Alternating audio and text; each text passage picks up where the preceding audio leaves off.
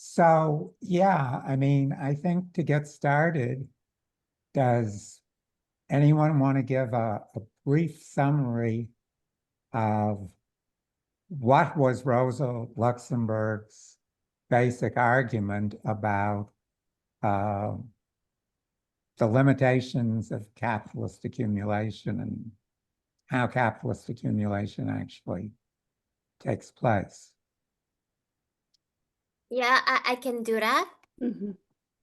Okay, so I just already read the chapter one. So Rosa Luxemburg argues that capitalism can sustain accumulation if it only sell goods within the capitalist worker system. It needs external, non-capitalist market to realize solid value. Historically, this expansion into non-capitalist area involved political violence, colonization, and um, and which it connects directly to imperialism. Mhm. As the what she call outside markets shrink and competition between capitalist power intensify and leading to crisis, war, and the system on collapse. A process she sees as already visible in modern conflicts. I think it's really good if we draw this point to Gaza war at the moment. But there's something that I disagree with her is when she criticized the capital, Marx Capital, the books too, because it's not what Marx wrote, but it's what Engels. I mean, later, Karl Marx wrote a lot about this kind of solid value and colonialization, but she didn't have have the time and also material to assess to what Karl Marx write. Mhm. Yeah, Mhm. I agree. does it make sense? Okay. Yeah, yeah.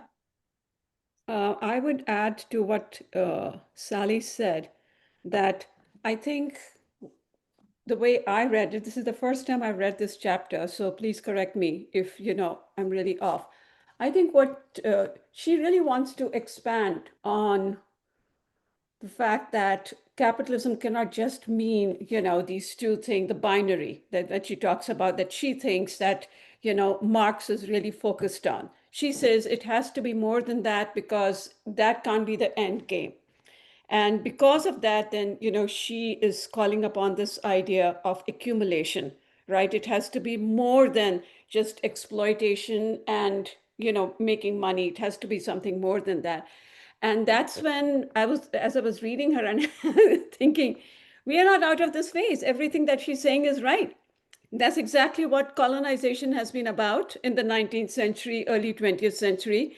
And that's what we will call, neocolonialism is about, as we think about, you know, US imperialism, in the Middle East or even in Southeast Asia before that, or as it even continues, I would say even regarding, its ambitions related to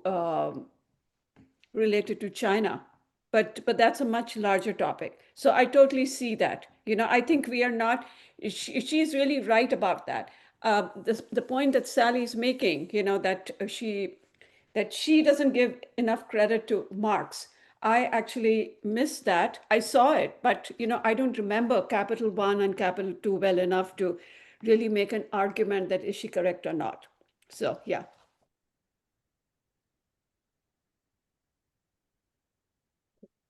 Okay, other people, um, you know, basically, what did they get out of this first chapter of Anti-Kritik?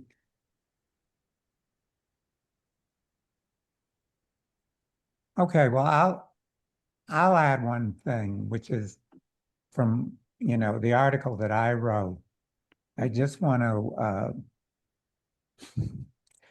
I'm very bad at this, but I'm going to try and share a screen. Let's see whether I can find the right screen. Yeah. Oh my goodness.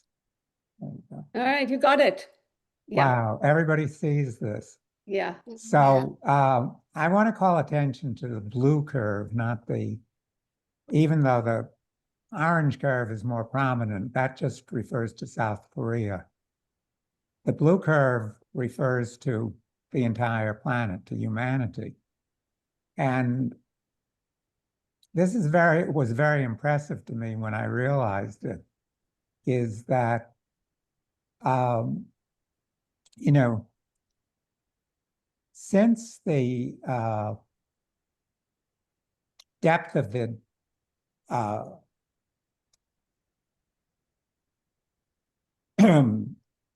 you know, what we call in the West the Dark Ages, but it really was a pretty much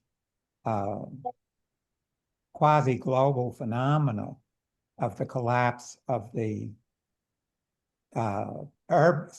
you know, the urban-based civilizations in both Rome and in the Han Empire and China and also in India. So that's the depth of that is, you know, around 800 or 900, and was started to be countered by the development of Islamic society at about that time.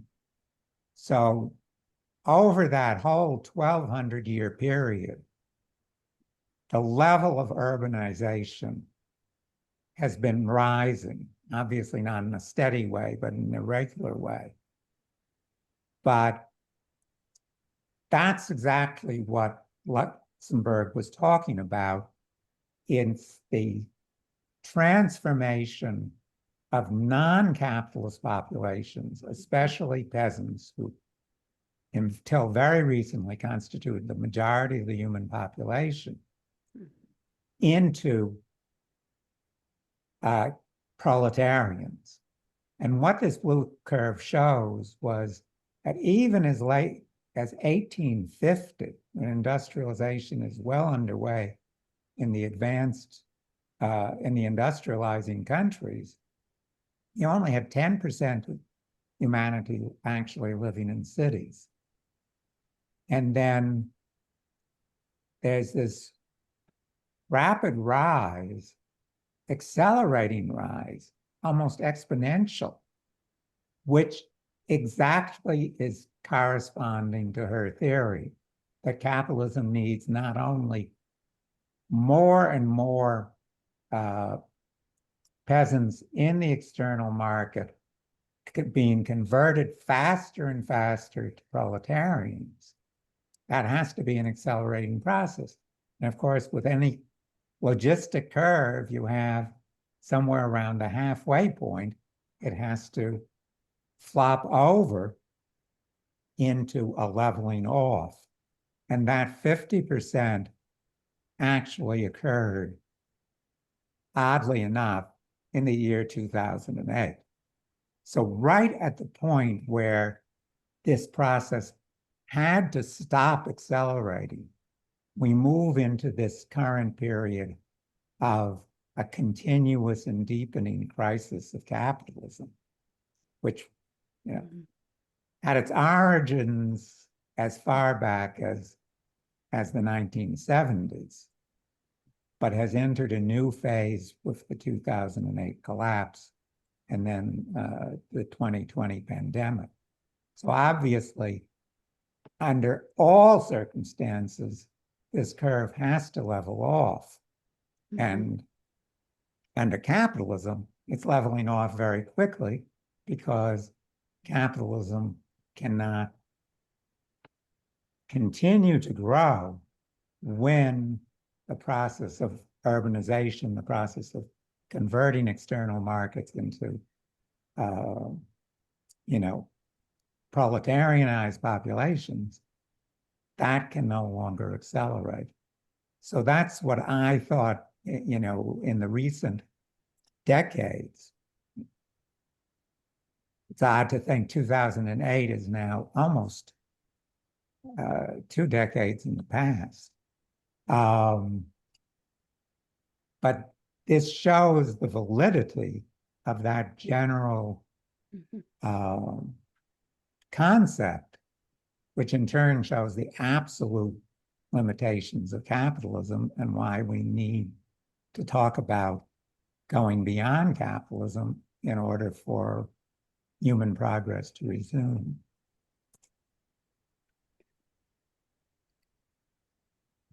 Okay.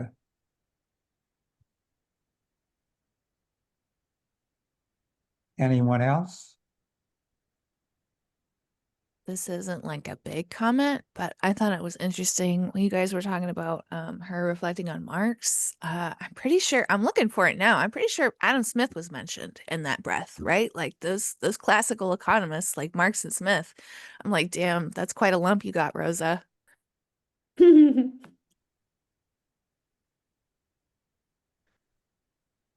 By the way, Sally, I don't think that Rosa was saying Marx did not consider imperialism generally. She was saying that he made a presentational mistake by saying, okay, for the purpose of this discussion, we're limiting ourselves to capitalists and workers. Mm-hmm. That basically he didn't realize that to accomplish what he was trying to accomplish, that was an impermissible abstraction. I mean, we run into this in physics all the time. You simplify the problem and you find you've simplified, in simplifying the problem, you've eliminated the processes that you want to study. Probably people have heard the joke, let's start by considering a cow as a perfect sphere. Mm. So that basically, by making this simplification, which Marx thought would make his job of explication easier, he unfortunately more or less introduced an impossible problem because, as she argues at great length, capitalism can never function and has never functioned as a closed system. Mm-hmm. And obviously, one of the places where Marx and Engels most eloquently describe this limitation of capitalism is in the Communist Manifesto, which, obviously by 60 years later, everybody in the world was pretty familiar with. And so I don't think she was accusing him of ignoring the process. She was accusing him of making a specific mistake of over abstracting for the purpose of this analysis. So to defend Marx a little bit, without really disagreeing with Luxemburg here, it is from volume 2, Capital volume 2, which Sally said was edited by Engels, and systematic abstraction is the method that's being used. So it was intended to be part of even a much longer work than Capital in its 3 volumes, and there were all kinds of notes about Adam Smith and everyone else in the theories of surplus value, and still, which had just been published when she was writing this, and still further volumes and notes that were either not published or not even written. And Marx has to abstract in this way to get to volume 3, in a sense, to show the circuit between the production of commodities for the consumption of workers and the production of commodities for the investment of capitalists.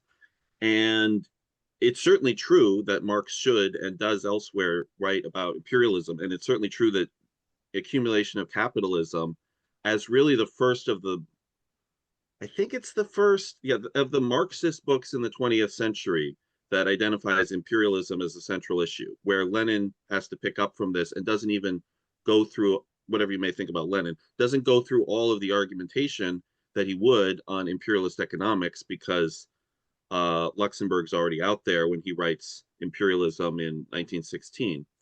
The thing about where I would put this line of critique is to the less revolutionary members of European social democracy at that time, who were, and this is again why Luxemburg was so interested in having this argument, making this argument, because they were involved in the politics of the German Empire, some of them in politics of the Austrian Empire and other empires of Europe, and their kind of stale, more or less conservative way of interpreting and approaching Marxism had led them to the ability to side with either a moderate sequence of a sequence of elections that they expected would eventually lead the socialists to power, or in reality, an approach that would sideline revolutionaries like Luxemburg and make it unlikely that they would be in a position to carry out a revolution, which was in fact exactly the problem in a certain sense of Germany between 1914 and 1918. So when she's talking about how, I would say, Marxists or the establishment Marxists of the time aren't considering imperialism or are misusing this part of Marx's argument in volume 2, more so than that Marx makes a categorical error, especially because, and we better come to this rather later, but because there's another set of critiques about that specific argument, which I think are important, starting with Bukharin and how the financial system seeks to resolve this demand problem that Luxemburg proposes. I agree with Eric entirely. In fact, I just want to add to what Eric has said, which is that I think one of the things that we see happening, amongst communists in Europe is a short-sightedness to understand, that that communism, yes, they want absolutely, I'm sure they believed it and they wanted to see, its rise. But at the same time, they are really short-sighted to see, the spread of imperialism by their very governments, by their very countries. So there is a way in which, there is a split in how they're looking at the reality. And they're not thinking, that even the first world, I would say, life that they were being given, it was really on the backs of imperialism. And they were just not, kind of connecting to it as much as probably, they could have connected to it.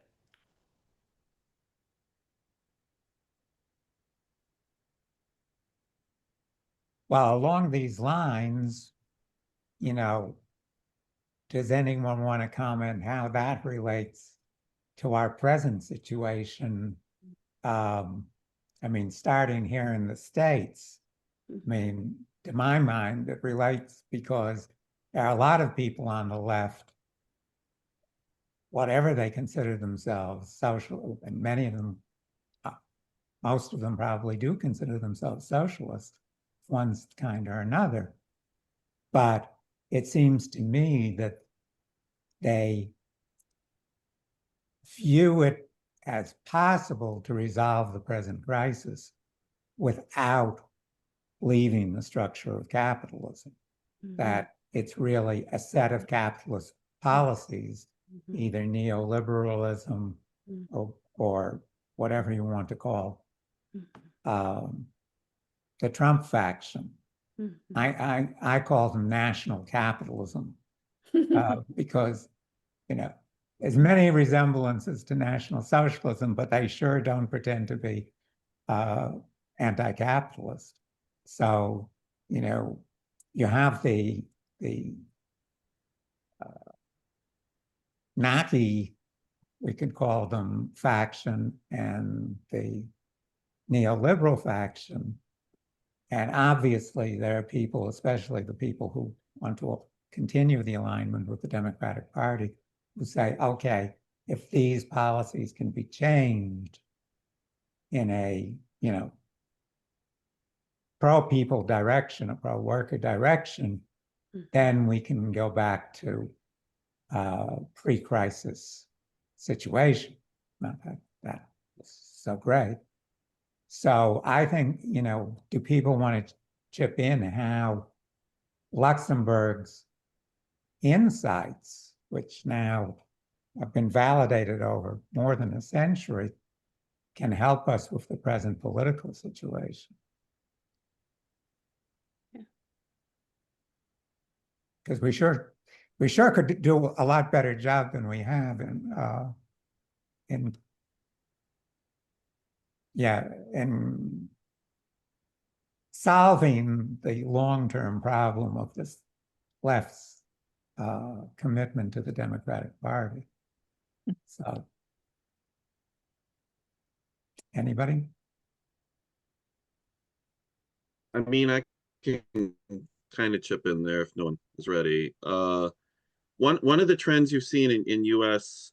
politics and U.S. Marxism is the gravitation again to the peaceful electoral approach that is seen that the Democratic Party is the only party out there. It has to be shaped through primaries, and this came to a head with the Bernie Sanders campaigns. And I guess I would say the most prominent voice for this view in the U.S. is the Jacobin magazine and its constellation of thinkers.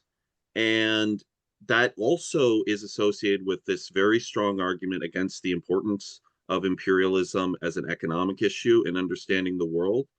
And it interestingly, or interesting to me, a little bit interesting, goes back to Robert Brenner and his definition of the transition to capitalism, also Ellen Wood, as a rural phenomenon and not essentially a matter of the contradiction between workers in production and capitalists, but a matter of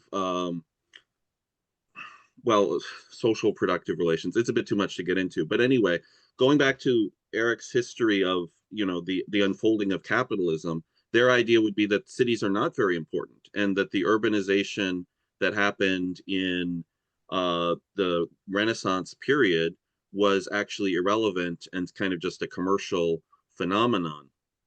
But where this really takes off is when they start talking about colonialism and the first stages of imperialism. It's not seen that imperialist exploitation is important in the formation of, in the accumulation of capital and the formation of values that go into the Industrial Revolution, as well as thinking that it's not very important today. So the analysis of imperialism is not a high priority. And the idea is that there is a possible, stable, ongoing capitalist economy that could be centered in the US. And oftentimes you'll hear people in the so-called populist left thinking that, well, maybe some tariffs would be a decent idea and some industrial policy, just not Trump's industrial policy exactly. And a lot could be done by a social democratic administration. And it's quite possible that a social democratic administration would have majority popular support. And if you just think back to Luxemburg's experience in the German party, she was dealing with exactly these issues.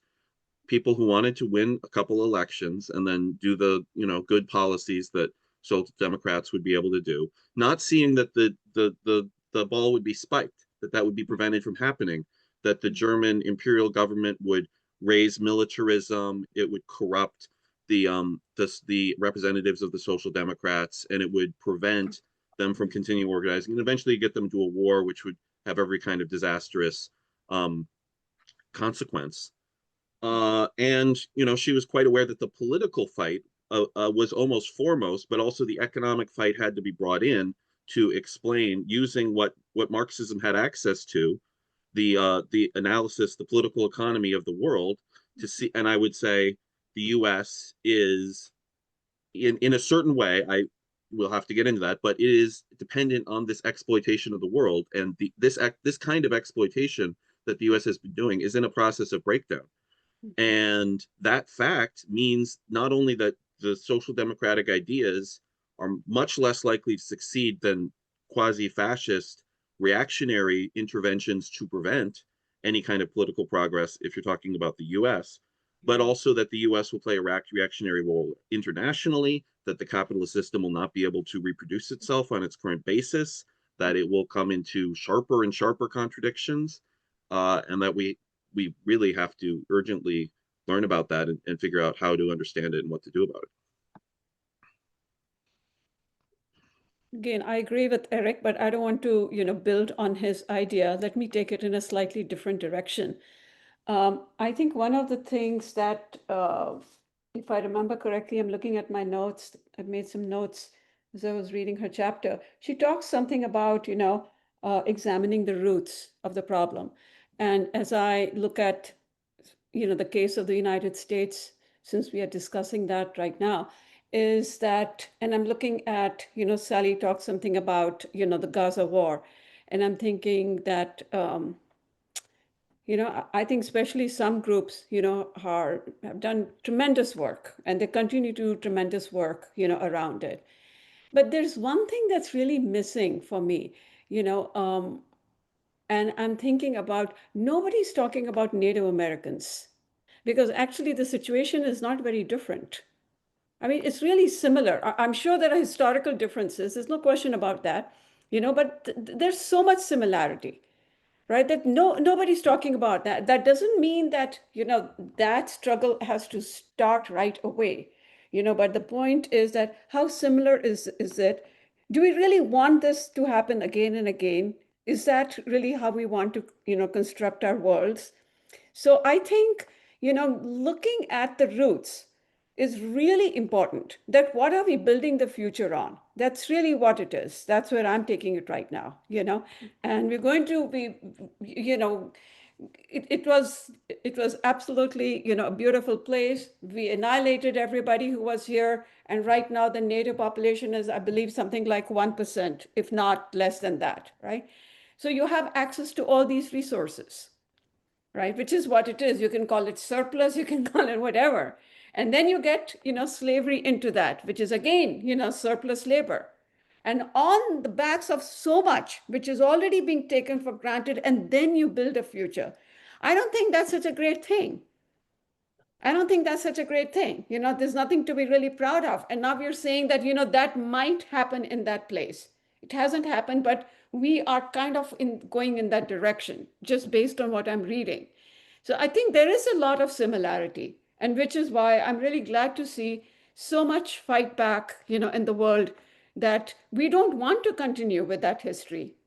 That has to stop at some point. We have to look at, the future differently. We have to allow people, but basically otherwise, you see, the message is that if you're a small country, if you're a small economy, you don't have a future. That's basically what you're saying. You could just get swallowed up if another country is interested in you. That's really what we are saying. And then you're only going to have a few countries which can go and grab other places. So.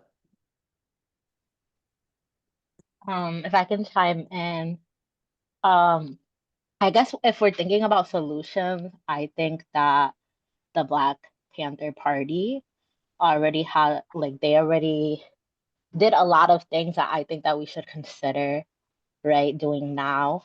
And that is that I think there is a place to focus on people's immediate material needs, and whatever you can do to to lessen, right, the current suffering. I think that's important. And they did that while also having the Marxist analysis, right? And I think they're a really good group to kind of consider and study their methods, right? And they called their program, these were survival programs up until the revolution. And that's what I think is missing from Bernie Sanders and even the Zoran Mandani, right? It's that yes, we need to survive right now, and mutual aid is important, but also they're also connecting that to there at some point we need to have a revolution. There has to be a large scale mass rebellion, right, to get to the root cause of our suffering today. So I think something like that. There's a really good essay, I'm gonna try to find it again, that I read on Huey P. Newton's intercommunalism.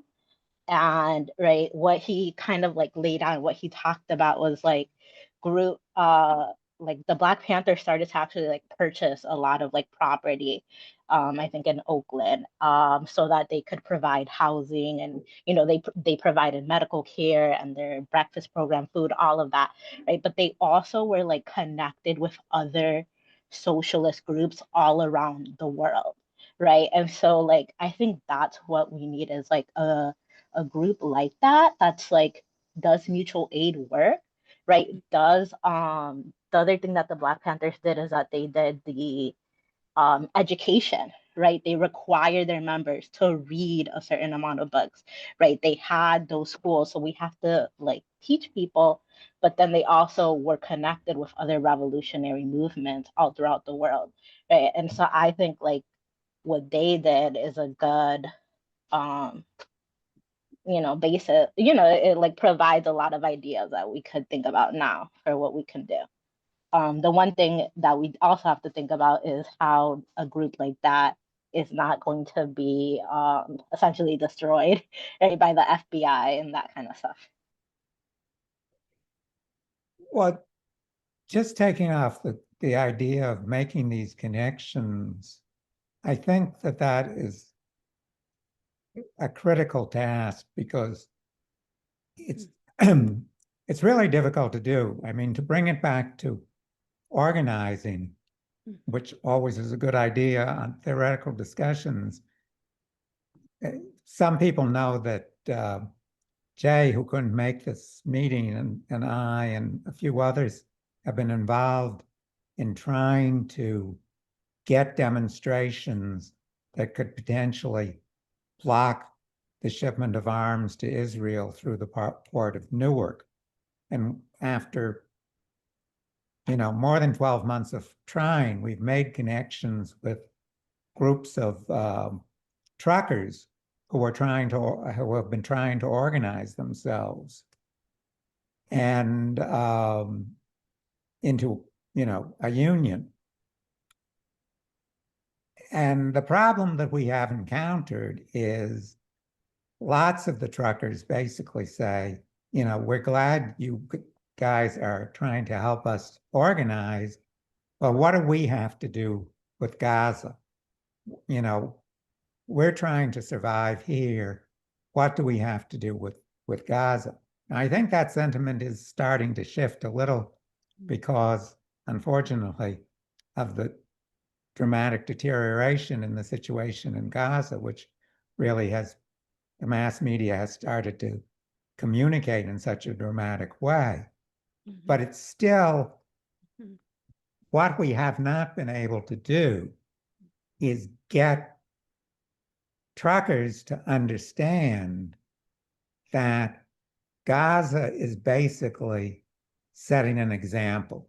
And it's exactly what the capitalists tried to do with Vietnam. The reason the United States, ruling class has been overwhelmingly behind this war, there have been exceptions, but it's much, much greater than Trump, is that this is setting the example that resistance is futile.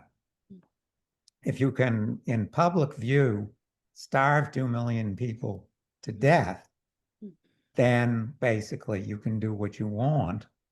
And it's the very large faction within the ruling class that, whatever the differences within that faction, more or less recognize that their survival as a system requires a continuous decrease in the standards of living of the working class, both in the industrialized countries, in the United States, in Europe, and everywhere else in the globe, where things are getting worse much faster. And that they have to demonstrate that political resistance, economic resistance, organizing, and so on, is futile. And that, if the working class does not stop this, this is what's going to be repeated everywhere else. That, an attack on one is indeed an attack on all. And I think that the relevance of, Luxemburg's theories applied to the present day, if we can package them in the right way, is to demonstrate that the capitalists don't have a choice. If they're going to survive, their only survival is at our expense, and that we have to unite to fight them on the ground, on, where they have chosen to attack, in order to prevent this from happening everywhere. And that ultimately, even in the medium term, that means challenging their system and challenging all the institutions that protect the system, such as the Democratic Party. I think that really is the core of our problem, is getting that connection between the economic situation of individuals here in the States, and the global attack on workers' standard of living and even existence that's exemplified by Gaza. Yeah, I think making those connections are really, really important. And for people like for example, those workers that you were talking about, the dock workers, it's like the same people that are oppressing them, that are suppressing their wages, right? Like that same class is the class that is profiting from the genocide in Gaza, that they have been sustaining, the genocide for their own profits. I think it's like realizing like what Marx and what Luxemburg are trying to say. It's like we have to think about it as not just nationalist countries. We have to think about it as like we are all in the world. There's only two classes essentially, and it's just workers, right? Or people that are going to be exploited, right? In some way, you're going to be made into a proletarian, these ruling class, and that the ruling class, they coordinate because they need each other. And I think that's what I also got out of Luxemburg's piece. They need each other. They buy from each other. In order for one capitalist to continue to accumulate, right, they need other capitalists. And so like the consumer, industrial complex, the military industrial complex, and the financialized industrial complex, they all coordinate with each other, right, against us, right? And I think like making people understand like that connection, like everything is like connected. I think people are starting to get it. The young people, I'm seeing a lot more like influencers that put out like anti-capitalist content, even when that's not like their things isn't politics. Like I know there's this influencer, she just talks about she's like a body positive influencer, but she talks about how like, hey, people are profiting off of trying to make you feel like you have to have a flat stomach. And she's like, it's capitalism, right? And so like literally like young people are making the connection, right, with all of these different facets of whatever it is you're interested in, that there's a component, capitalism is playing a component in it. So I think that this is a time that is very ripe, right, for organizing.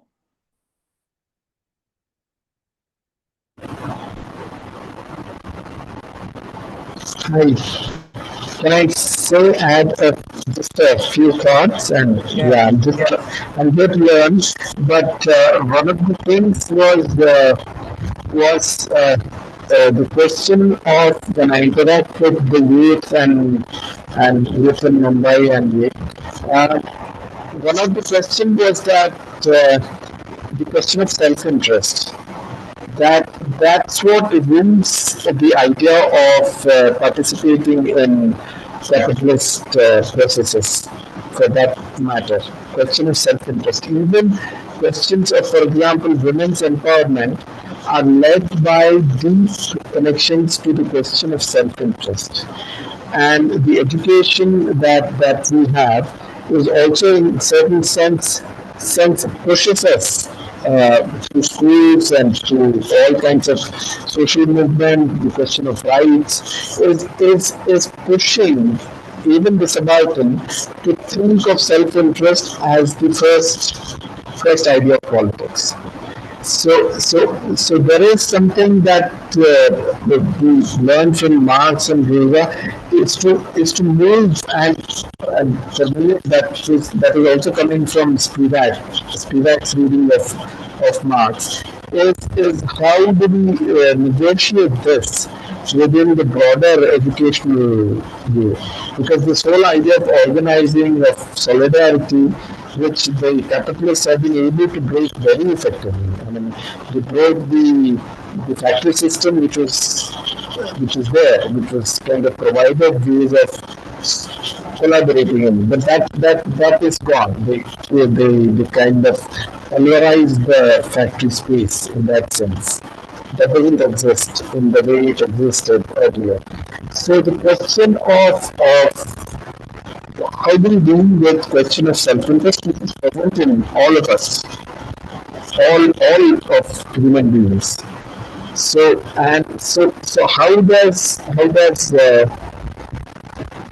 Rosa Luxemburg? I think her writings point towards the abilities to think about the other in certain sense. So can we draw that point from her, and she's trying to advise the left also that we need to move beyond the questions of just self-interest, and that is what I understood from reading her the thing on the strike, the mass strike. This thing I've read once, but I've not understood this very clearly. But that's one of the things that if anybody wants to comment on it and help me to learn also is what I'm. Yeah, that's maybe my comments are little too off the current text, but that's what is the sense that I'm getting from the discussion. Thank you. Yeah.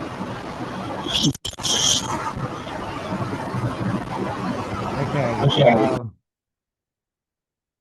Yeah, we, at least, Kishore, we are still having a little difficulty. Okay. I don't know whether you're connection, but Okay. you might turn down the volume a little on your mic because we're getting a lot of static. But Yeah, I'm pretty it seems sure like your data is going through just fine because we can see you well, but your mic is absolutely sheer static. So either check the connection or maybe try to replace it even. yeah, But I mean, we heard part of your question at least. yeah. Well, if Or you could type in the chat. Yeah, I was going to say, if you could, if you don't mind, just typing in the chat your question very briefly. I mean, I heard some of it, but I'm not sure if I got it correct.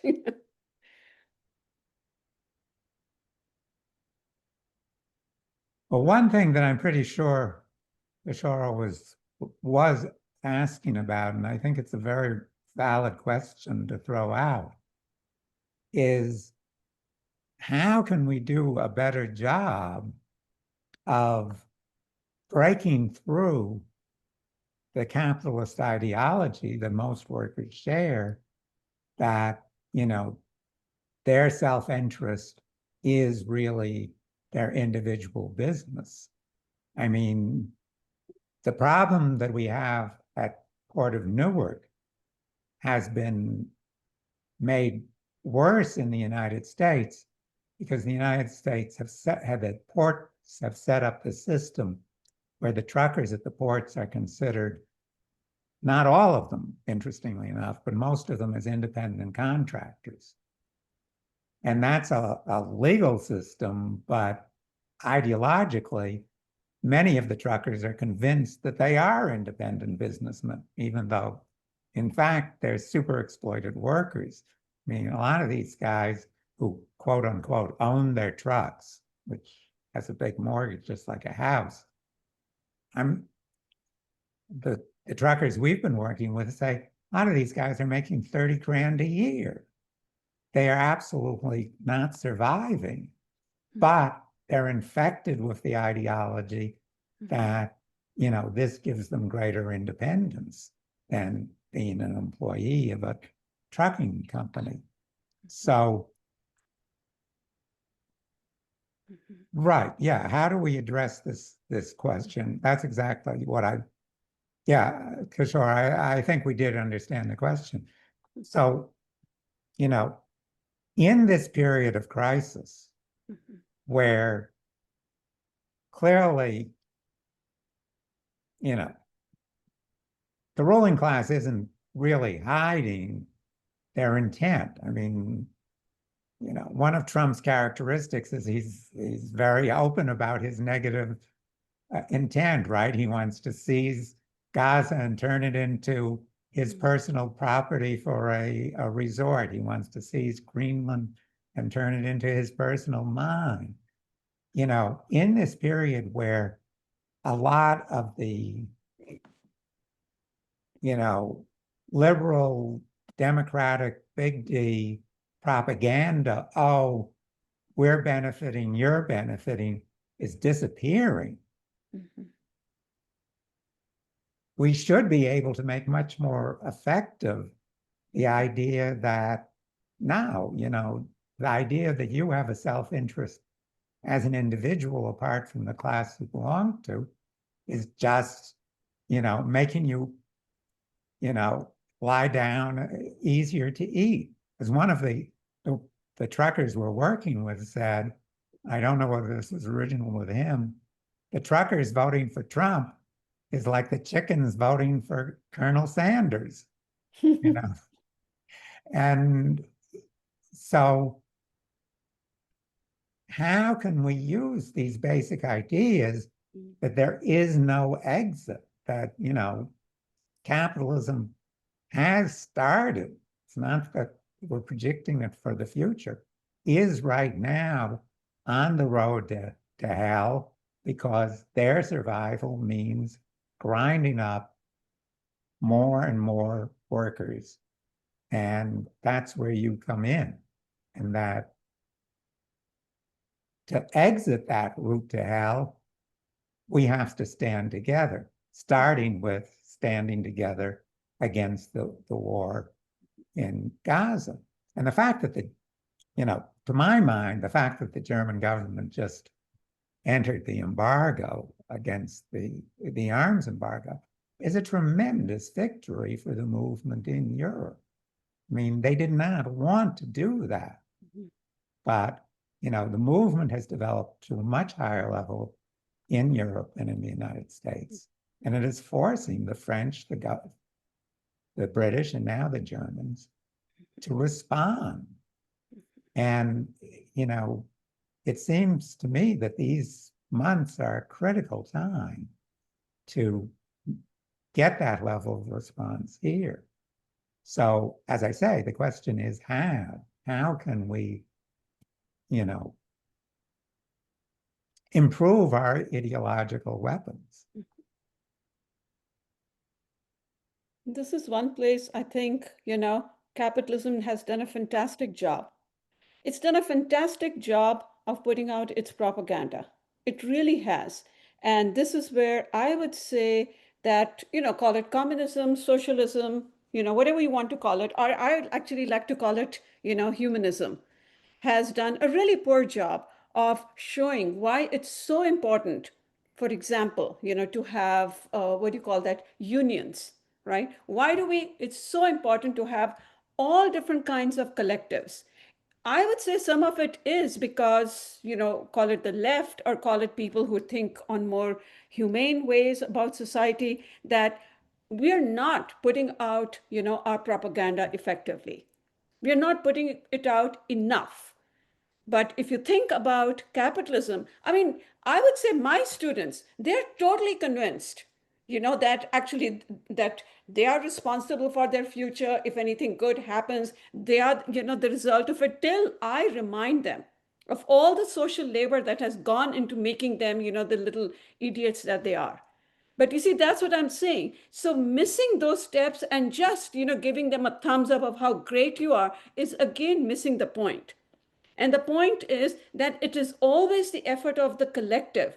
And so many people go into making a person, whoever, you, me, anybody, of who we are. So I really, think that I totally agree with what Eric is saying. And in addition, I would add that I think whatever means through which, we do it, it has to be done. And I mean, can we say that it's too late? Well, I think it's never too late. We have to start somewhere, right? That consciousness has to be brought before people of how many people are involved, in any victory. Of course they know it, When you're going to win elections, of course they know how many people are on the ground. So it's not like something they don't know, but it's not brought out enough. We don't make enough of it. We don't make enough of a big deal of it. They know it, absolutely. Somebody falls sick, they know it. They don't just take care of themselves. There is the nurse, there's the doctor, there's a parent, there's a friend, there's this, that. All kinds of, energy and people and agencies walk into your life directly or indirectly so that you get better. So I think those are the pieces. They have to be emphasized. Because what you're talking about, if I'm understanding you correctly, Kishore, is how do we counter that ideology? So we have to show, in the countering of the ideology, that let's actually look at what happens to people's lives. That's what it is. It's not ideology to ideology because people won't buy into that, but it's actually showing them how much social labor, unpaid for labor, that's the piece, right, still goes into who we are as a society, any society. That's just not about here, even where you are or where somebody else is. Yeah. So I think that electoral politics and campaigns are a good way to promote anti-capitalist ideologies. I feel like the best recent example is Zohran Mamdani's campaign, because he made affordability, right, an issue. And again, right, like he's right. We have to understand as a politician, he's not gonna talk about Marx, because then he wouldn't get anywhere. But like the fact that he keeps talking about it in his campaign, keeps pointing out to Cuomo and who's funding him. Oh, he's being funded by the same people that Trump is being funded. His people, who's funding him, the real estate companies, whatever. Like that, right, is getting people to start thinking about, wait, who is responsible for why my rent is $5,000 in New York or whatever it is, right? Like I think that kind of stuff, that's like the starting point. I don't think people are gonna jump from like being completely indoctrinated with capitalism ideology to like Marx and Luxemburg, right? Like there has to be some like steps in between. And so I think like those campaigns, right, are good because it gets people to start thinking about like who's causing my suffering, who's responsible for this. Do I want more and more money to go to billionaires? Do I think that they should be taxed? Like, even though is that the ultimate solution? No, but it's like a step to get people to start thinking, and getting them to kind of like on the road to more of a Marxist like analysis. I don't disagree with any effort that people try to help raise the consciousness for everyone, for the collective to fight against the capitalists. But I think that Rosa Luxemburg always try to think beyond the current matters, like just for example, like the displacement, economic collapse, or war or migration, maybe not only in Gaza, but also in Ukraine, in Sudan. They are seen as a strategy to create a cheap, dependent labor force for regional capitalist market. It's just similar to how colonial power integrated conquer population into the economies. So I also think that it's good to recognize the effort at the moment, but we have to look beyond what is going on. So I see that people sharing the news about the France government recognize Palestine as a state. I mean, that's good. And everyone happy about that. But then he say, we will give the citizenship to the Palestinian. Oh, that's great because they're trying to get the Palestinian into the cheap labor forces and trying to continue the circulation of accumulation. My comments. But I mean, I come back to how can we do better, even in terms of the medium. I mean, here we are in an age in which communication has been the one technology that has advanced. We have the World Wide Web and so on, none of which existed when Luxemburg was alive. But she was able to communicate with German workers much better than we're able to communicate with American workers. She had, the mass press of the Social Democratic Party. Mhm. That's how people heard about, her anti-critique. They actually gave her free advertising, as she gleefully points out in Anti-Kritik. They splashed her, hostile reviews. And I know as a book author, any review is great for your book. Hostile might be just as good as favorable. So she got the word out. Tens of thousands of workers read these books. But, where are we? I mean, I don't even know. Do we basically say, look, some of the 20th century communications processes weren't so bad? Do we try and boil these ideals down to a leaflet and hand them out at the port? Do we take the 21st century route and convert them into 2-minute TikToks? I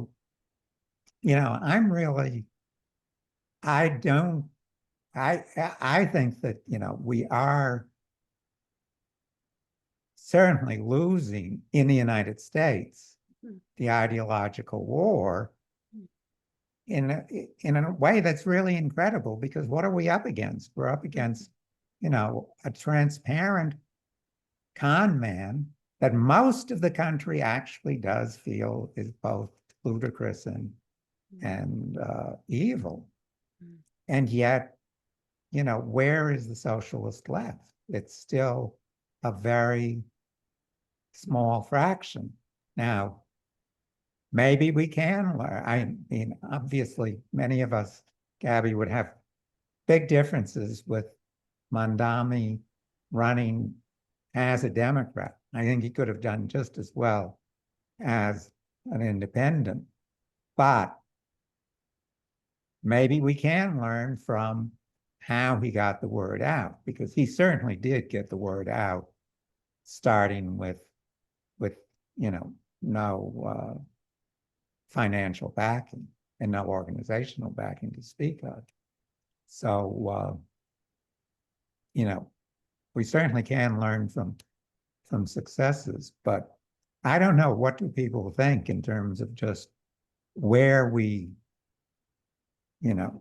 start to improve this vital communication, so there are two sides to the ideological battle in this in the United States, especially. Mhm. Yeah, I think there's a lot to learn from Mamdani's campaign, and I looked at, I spent a lot of time looking into it, but I think TikTok for sure, right? Like that, out of all the platforms, that is the easiest one to start off with, like very little followers and get people watching your videos. You have to like respond to something that uh is popular on the internet, right? But then you can take whatever trend is going on the internet, you can take it and bring it back to our message. So I think that's a really good one, and that's one of the things he did well. Like he had really like great he has a great PR campaign, because his videos, they were really good. The message was really good. It was short and sweet, affordability, right? But then also just like the font, like all that stuff that he used, I think helped. But another thing that his campaign did is that whenever somebody would comment in this, I don't know, I think this feature is on Instagram, but whenever somebody would comment on those videos, they would immediately, and there's a app that does that, they would immediately get a DM with a link to volunteer for his campaign. And so like those are tools that I think can be used by the left to get like our ideology out there. It's like, okay, yeah, people are watching our videos, but then when they comment, they're getting a link to, you know, this article by Rosa Luxemburg, or like your article, or like your article maybe a summary of it or something like that. You know what I mean? So that then they can further their learning and understanding. Maybe they're getting a link to join an organization, right? Or something like that, or come to a strike or a protest, right? So those are some tools. And these are the people that know media and social media really well, right? This tool was first used by influencers to sell products, right? But like, how can we use it to sell our ideology? Just, This, just, yeah, okay, go ahead, Kishore. Laurel. Yeah, the Mamdani is interesting, and he is being. I mean, here in India also we are following the New York mayoral elections and Mamdani. This the other, and we keep on using this term "we" in all our discussions. So I was thinking of how do we understand the question of "we" now, because one of the things about Mamdani is also that he had a lavish marriage in Uganda with 3 days of lavish party, and yeah, I know that's how it is. I mean, the elites, when elites raise the question of the poor, then it gets some traction. That's also one of the things that happens, is that an elite man uh, who has access to huge mansion in Uganda in Africa, and which is already so poor, and then he raises a question, right questions, I mean, supporting Mamdani. But I think within the larger politics we'll also have to look at this from where is this coming. I mean, look at Rosa Luxemburg or Gramsci, their politics. I mean, Gramsci was in prison for all his life in totally subaltern conditions, and that's where the questions are coming from. And so was in Indian case Ambedkar, for that matter. Really, it's the intellectual is coming from that area. So I think unless we pay attention to education at of the subaltern, uh, we will not be able to go to the root causes, root problems, which Rosa Luxemburg also uh, thinks about. So Mamdani, yes, I we, full support, but also to look at and feel a little funny about the whole idea of a lavish marriage in Uganda. Really, wow, wow, really nice. That's the sarcasm I can. Right. I'm allowed, I suppose. So well, I have a question because, you know, to me as well as to many other people, Mamdani is not a familiar figure. So are you saying that he did start the campaign with some financial resources that came from his family? No, I'm saying that the whole idea of the elite position that the person is in. He comes from a family of a filmmaker and a father who has a huge mansion in Uganda. They spend a whole lot of money on marriage. It goes on for 3 days. I'm just saying that it's an irony. I know, understand how this is how world works. I understand it. But when we raise the question of we, and it's an important we have been saying we should do this, we should do this, and in the broader idea, Mamdani also is the we that we count on. But then we'll also have to think of the places from where Gramsci was writing, and place from where Rosa Luxemburg was writing, and these are places, and where place from where Ambedkar was writing, who in Indian context, and these were subaltern positions and subaltern becoming intellectuals. And this is so this we is different. So we'll have to uh, pay attention to this in certain ways, I'm saying. Right. Well, So Yeah, I'm not. obviously, coming from New York and seeing the kind of the arc of organizing over the 10 or so years before Mamdani. Yes, he comes from an elite background. He's certainly backed by the DSA. I don't know if he needs any other funding from his own sources, but that is not an accident that he is the character that is raised, because he's essentially a bourgeois politician. And that has been the problem. The left was much stronger in New York City, and notable, the most significant leftist organizations as a bloc decided to support the Bernie Sanders campaign and join the DSA and work almost exclusively on electoral projects. And I might have been a little bit too strident earlier. I absolutely support elections, but they should be as working class organizations under a working class ballot. I know Luxemburg supported this. The International Luxembourgist Network has taken some stabs at this.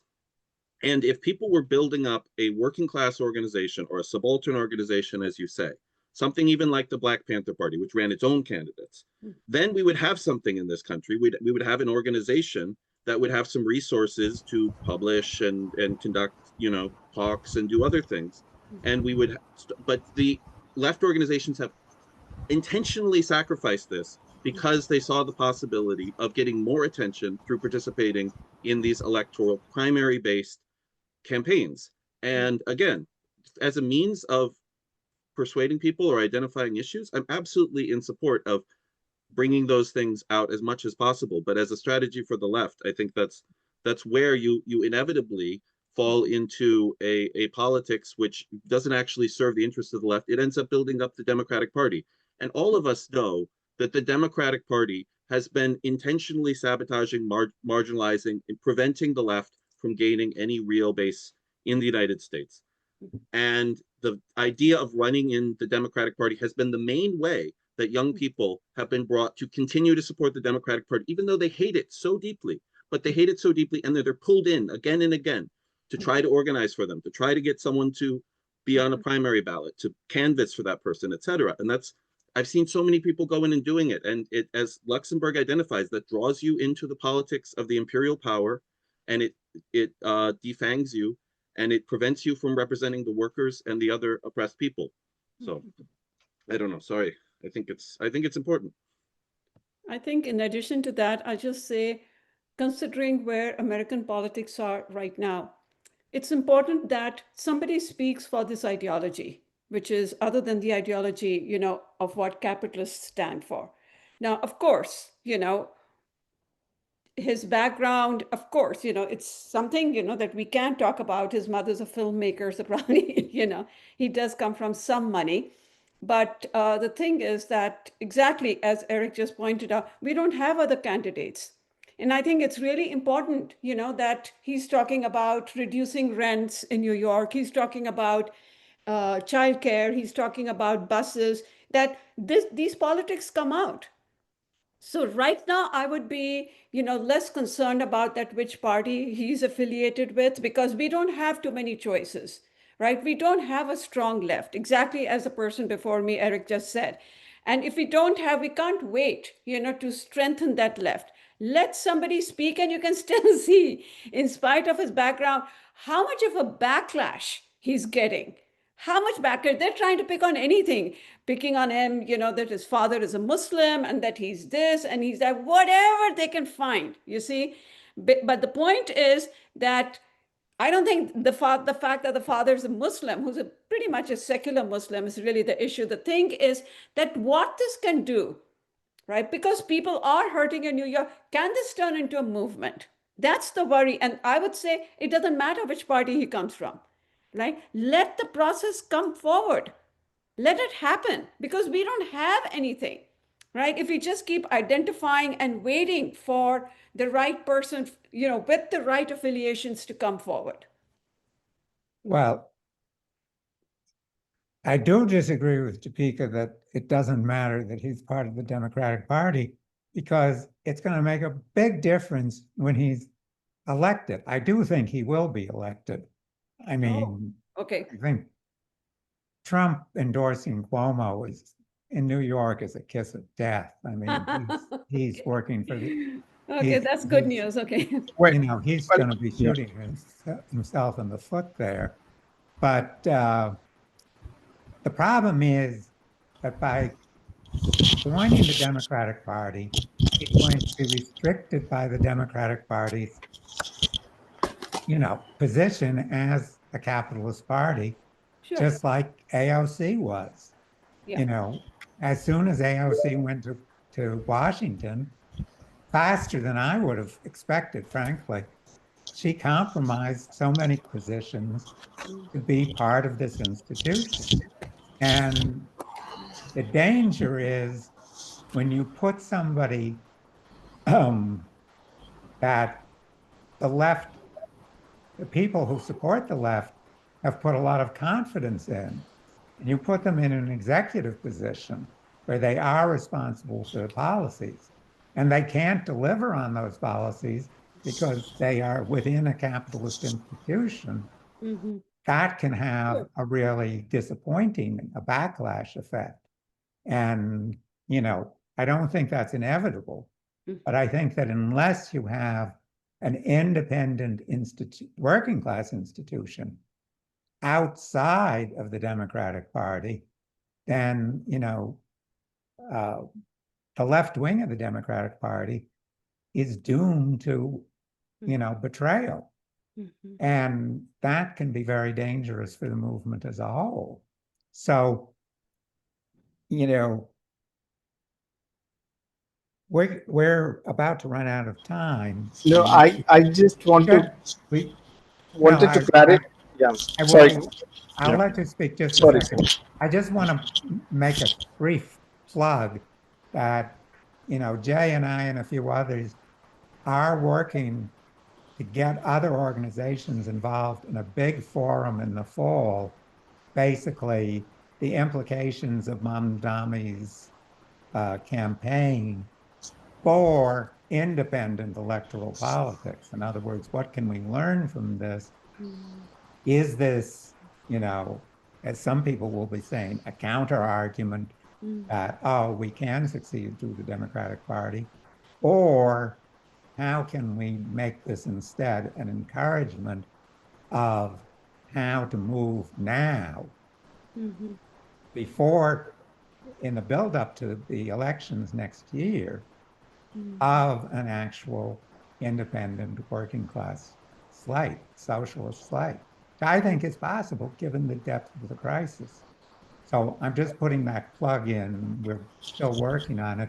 So Kishore, you want to? No, I just wanted to clarify that I totally support. I mean, people with privileges doing something for the talking for the poor is what is needed. I mean, they have the ways to talk. They've learned the idea of politics.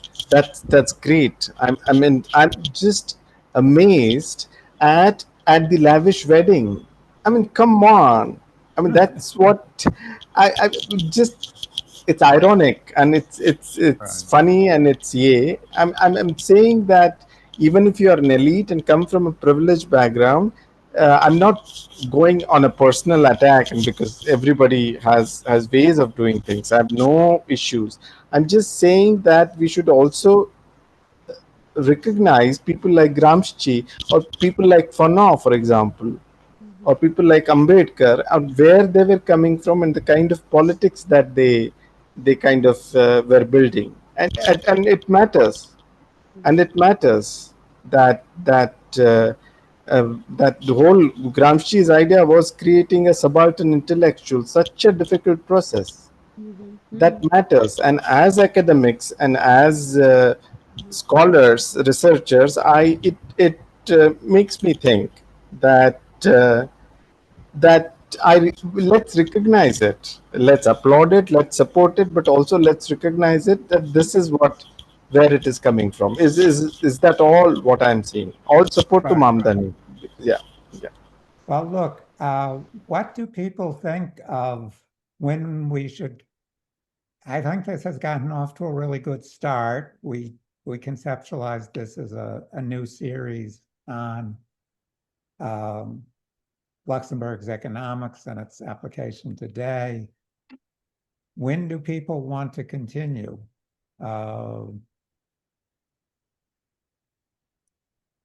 I just don't know what people's schedules are like. Is it true that there's a Jersey organizing meeting next Sunday? Right. Um, Yeah. well, to the extent but- what do you plan on doing each of these chapters as a, I mean, 2 weeks is the obvious time frame to keep people somewhat engaged, but give people breaks. If you wanted, it will take a while if we do these chapter by chapter, but the chapters are indeed longer than the one we just read. I'm not, it's, yeah, that's your call, but Well, Yeah, I what does think that sound like to people? Should we do this every 2 weeks? Is that Mhm. possible for everybody? Yeah, it's good for me. Okay. Yes, that's fine. All right. Yeah, we will be sending out an email for, I can see that quite a number of us are local. So we will be sending out an email reminding people about our big meeting next week to discuss this question of building a much larger demonstration at the port to, we think, quite legally disrupt operations. So let's tentatively set this for the 24th, right? Yeah. 10 plus 14. I can still do that without a calculator. And yeah, we'll go on to chapter 2, and I'll also suggest some, as before, we'll match Luxemburg's readings with some recent readings. Okay? Yeah, okay. Yeah. Okay, you. great. Thank you. thank you. Okay, well, thanks everybody for coming. Thank you. Thank you. And we'll See you see soon. It's possibly. lovely. Yeah. My first, but it's lovely to Okay, lot here. Thank you. great. Bye. Bye, Thanks a everyone. lot. Okay, And bye everyone. yeah, Gabby, do send me anything you find on that tool. We certainly could use it. Take care. Yeah, I'll try to look for the article and I'll send it. Bye, Okay, everyone. bye-bye. Bye-bye.